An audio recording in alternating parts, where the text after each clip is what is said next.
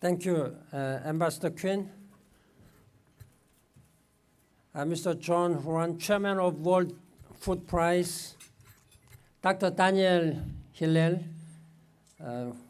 2012 World Food Prize laureate, distinguished guests, ladies and gentlemen, good morning.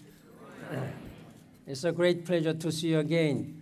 I think that most of you were there yesterday at the prize ceremony, and I was so excited yesterday to be part of that very moving ceremony. And I thank Dr. Hillel. When I saw him and his movie video presentation about his life and contribution, I thought that as a Secretary General, while we are very much troubled by all these conflicts and humanitarian crisis, I thought that world will be better because we have such a dedicated and visionary person like Dr. Daniel Hillel. And I really thank you very much for your contribution.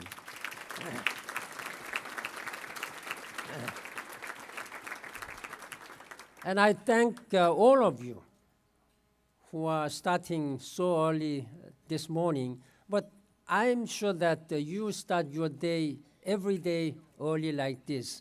In any way, early birds catches worm. Ladies and gentlemen, it was a privilege for the United Nations to be involved in this process, in this common efforts to help all the people, 870 million people, to have access to nutritious food.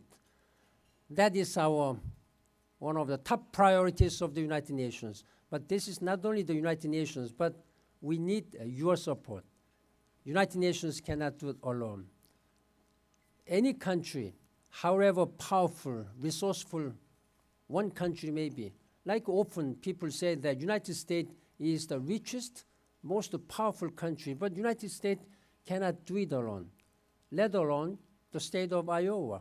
However much you produce agricultural product. I know that this small state of Iowa produces 6% of global soybean and corn production. This is amazing, great, but we need everybody, whether government or institution, NGOs, business communities, philanthropists, or scientists. I think we need to work together. Otherwise, we will not be able to meet the target of Millennium Development Goals.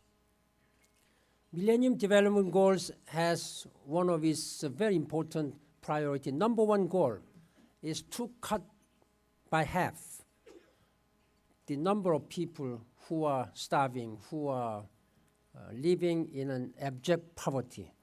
The World Bank has announced in 2010 that we have reduced this number, but we have achieved that goal.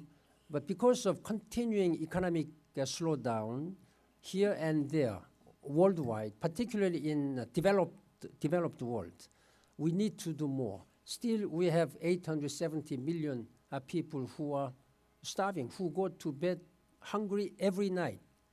Just to think about the young people, small children who are not able to eat. Just to think about the mothers or parents who have to choose among their children whom to feed, whom to not to feed. Normally it goes to boy children. When mothers, they have only one food left, then they go to the boy children. They sell their children, girl children, to wealthy or rich people or landlords. This is again very heartbreaking situation. It's not that we are lacking food. I'm told by experts like World Food and Agriculture Organization, World Food Program, and IFAD, International Fund for Agricultural Development, that we have enough food. We have enough food. to feed all the people, 7 billion people in the world. Then why there are still almost, nearing 1 billion people starving?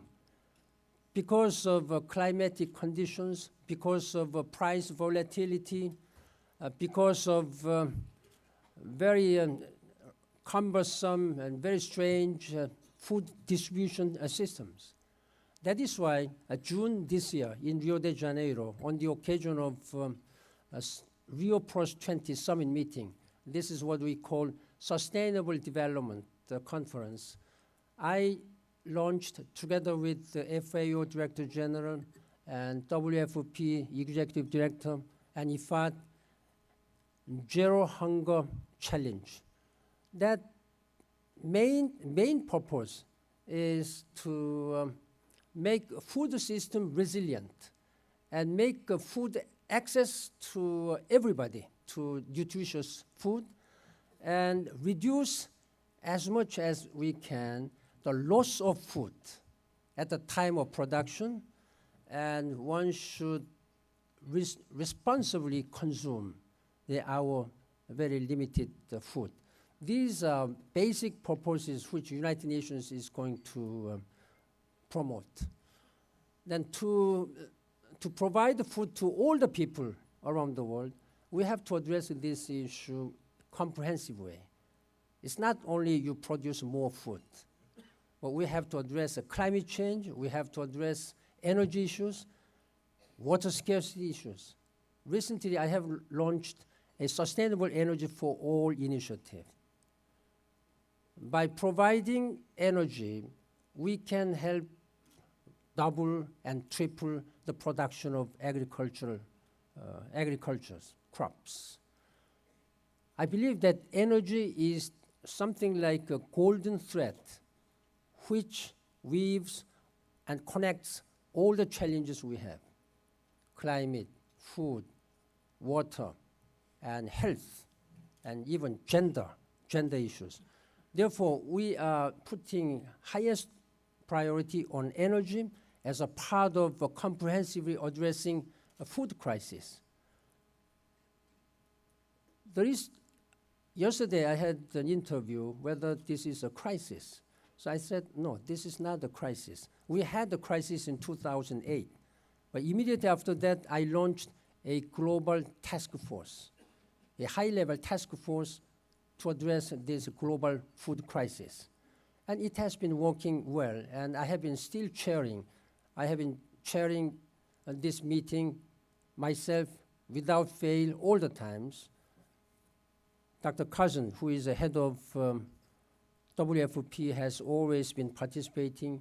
This comprises of all the United Nations agencies, including World Bank, IMF, and also OECD. So this is a global address. If government leaders and community leaders or scientists, they put this food crisis issue, food security issue, as major plank of their policy, then I think we can address this issue. We will be able to provide the food to all the people in the world. So that's why I'm asking you, whether you are students or whether you are scientists or government leaders or business leaders, we have to work together. We have to work together. Soon you will be listening to Ambassador Cousin, head of WFP. So I will try to be brief. Yesterday, in fact, I have spoken out at length, so there's not much left for me. I just wanted to appeal to you and thank to you for your commitment. Let us work together to make this world better for all. Let us try to realize our dream that is where everybody can live freely without any want, particularly this food. This is a basic human right. And I count on your strong commitment and leadership. And I thank you very much. All the best to you. Thank you.